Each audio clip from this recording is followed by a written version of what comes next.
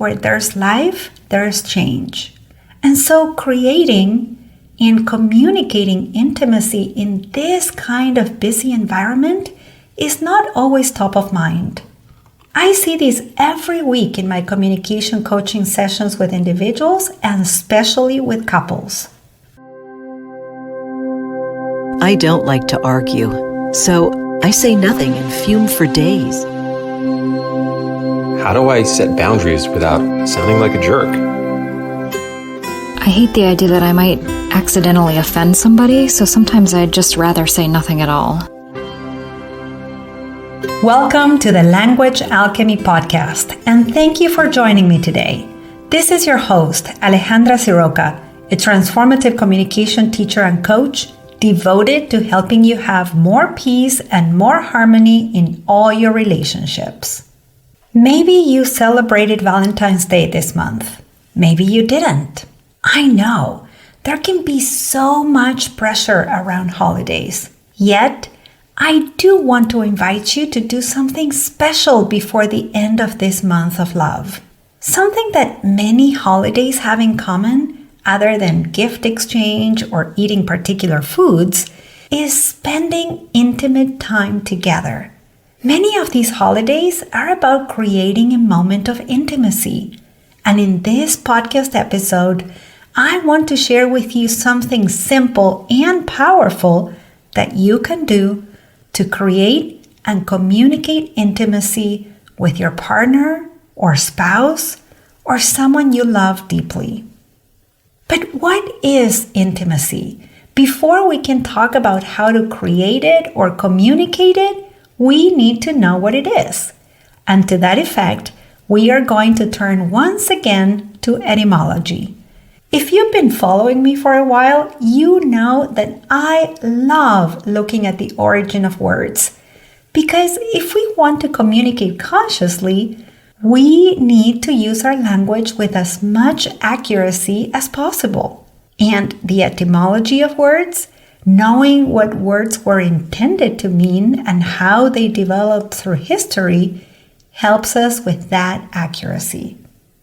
The word intimacy comes from two words in Latin. The word intimus, which means inmost, and the word intimate, which means to make familiar, to impress, to know deeply. We could say then that intimacy is to have a clear impression of someone because you know them well and deeply. And I'm sure you can relate. You want your partner or a loved one to know you deeply, to have a clear impression of who you are, right? To be known well or deeply is a universal human need. Think about how it feels when you say, "You know me so well." I know for me, when I say that to my beloved Matthew, in my body, I feel grounded, like gravity holds me. And inside, I feel expansive, like floaty. And there's a sense of relaxation and joy at the same time. Now think about how it feels when someone says to you, "You know me so well." You probably see them smiling, they're calm, their eyes are looking at you, and again, there is that sense of relaxation and joy. Because when you feel that you are deeply known by someone, or when someone feels deeply known by you, that is when you are having intimacy. And in today's world, we're moving so fast. Even though we've slowed down a bit during the pandemic, but it seems that it takes more effort to know someone you love well, or to be known deeply by them, to have that kind of intimacy. And it seems like it takes more effort because of two factors. One, we are busier than ever. And two, because like any being who is alive, we are constantly changing. Let me explain. We are busier than ever as a species. We have our work, our family, our house chores. We want to eat healthily, and that takes lots of decisions. Maybe we garden, we look where our food is coming from. we want well-being, and so we practice meditation, yoga, or go for walks or hikes. We care about our world, and so we read, we volunteer, we give back to our community. We want to be good parents and give our kids what we believe will set them up for a thriving future. And so, in addition to school, we sign them up for various activities. And all this happens within a context of gazillion messages and notifications from emails, phone, text messages, apps, social media platforms. I'm just exhausted thinking about it. And the thing is that as we are busy doing all these things, we are growing, we are shifting, we are changing. Remember, I usually say where there's life, there's change.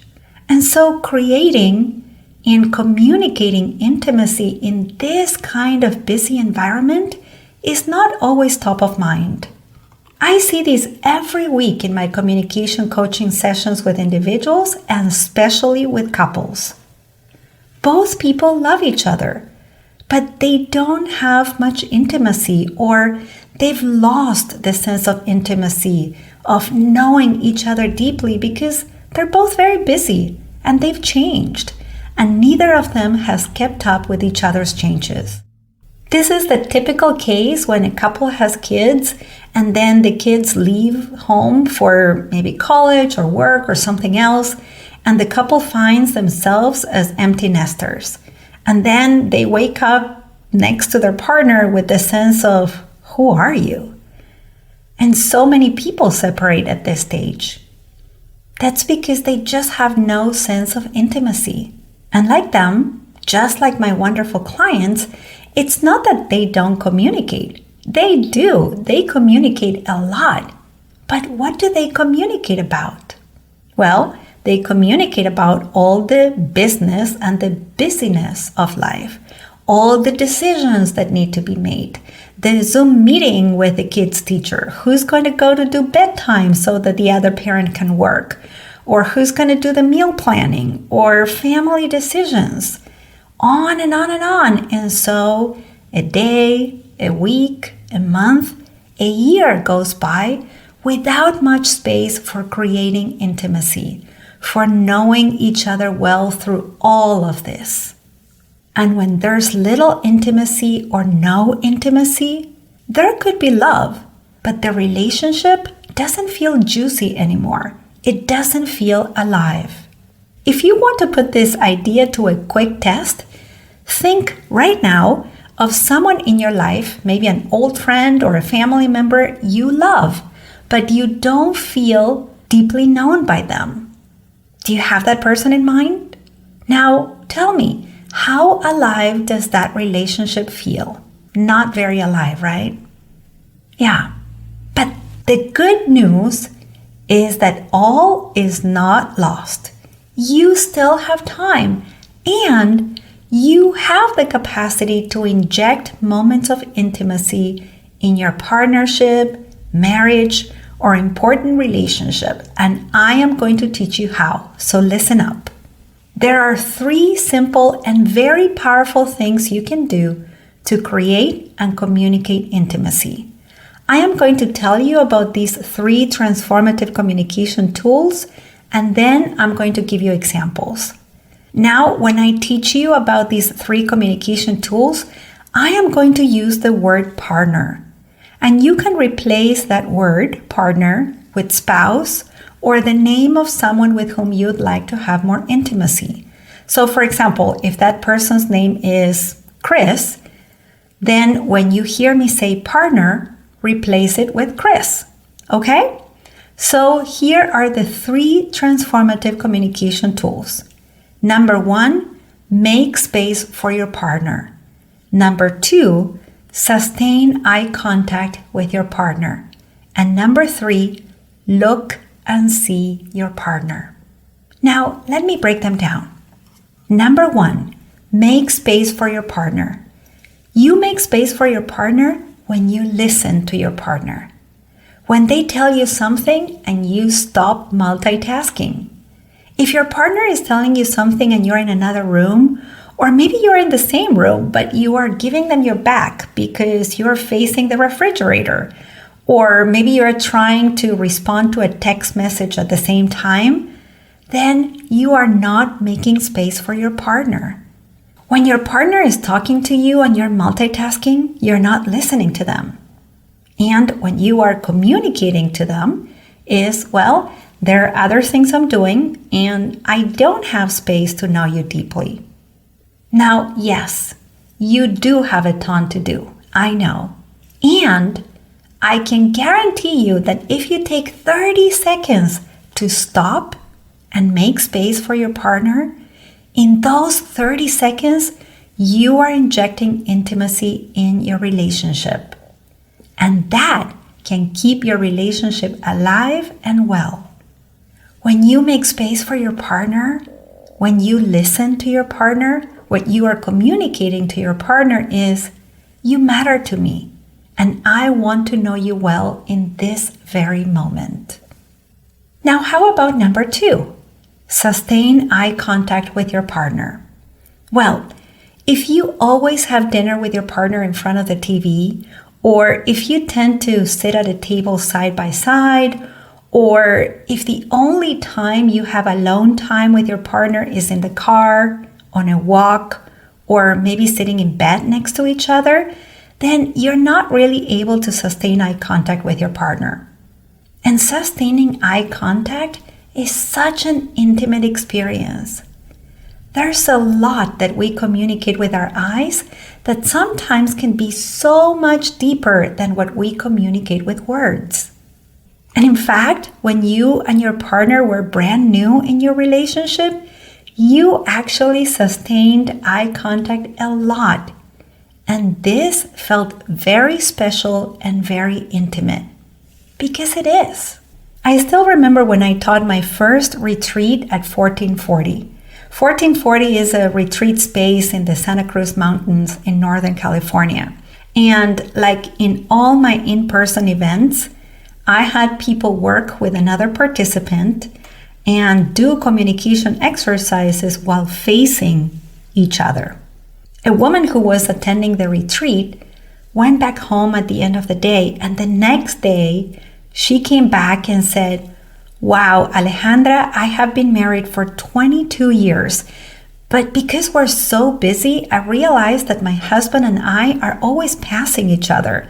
And so even though we are talking, we're communicating about important things. One of them is maybe brushing their teeth, and the other is doing something else, like taking their vitamins or things like that." But she said, "Last night, I tried an experiment. I just stood there in the bathroom facing him and keeping eye contact as he was talking. And I felt so connected to him, like I haven't in years." She said, "In that moment, I realized I missed him. I have missed him, even though we were living our lives together for 22 years. And I made a commitment to myself to not miss him anymore, but to choose to connect with him." She was ecstatic, because this is what can happen when you sustain eye contact with your partner. You create and communicate and experience intimacy. And that leads us to number 3, which is to look and see your partner. As you're making space and sustaining eye contact with your partner, be willing to look at your partner, to really see them. And not just with your eyes, but with your heart. Look at them and see that amongst the 7.9 billion people on this planet, this is the person you've chosen to know deeply, to know well. I can't tell you how many times when I'm working with a couple and I ask them to face one another and really look and see each other, when this happens, there's this tenderness, sometimes tears, smiles, and so much beauty in these moments. That's because when you are able to look and see your partner in this very intimate way, you can get to see them beyond the surface. You get to see them deeply. And when I have couples do this, I usually ask them, what do you see in your partner right now? I just did this last week.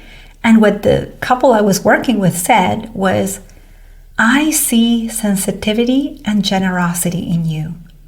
And the other partner said, I see strength and courage in you. Oh, this is intimacy. This is being seen with clarity, being known well, being known deeply. And this is something very doable, something that you can do. You can start by choosing one of these 3 steps to create and communicate intimacy in your relationships. So listen to these 3 tools again and choose one of them. Or if you want, you can choose all of these 3 transformative communication tools. They are simple, yet they're powerful. And I can assure you, they don't take a lot of time. In fact, these moments to create intimacy are timeless.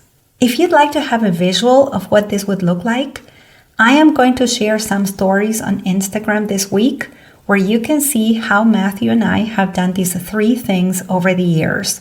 And if you're not following me on Instagram, look for Language Alchemy, one word, and you'll find me there. Again, all you need is 30 seconds or maybe a few minutes. It's worth it. It's how you get to know your partner deeply, even when you have a busy life. Look, my life is very busy. If I can do it, you can do it too. I have complete confidence in you. Now, let's recap what you've heard in this episode. First, we talked about creating intimacy in your relationship. Then I shared with you the origin or etymology of the word intimacy. And lastly, I offered you 3 transformative communication tools that you can put into practice to create and communicate intimacy with your partner. As usual, let me know how it goes when you try one of these simple yet powerful communication tools. Thank you so much for listening, and a special thanks to my clients Christy and John for creating more intimacy in your lives. May you too create and communicate intimacy in your most important relationships. Until next week, and as we say in Argentina, ciao ciao! Original music by Gary LaPoe. You can find all links in the show notes at languagealchemy.com.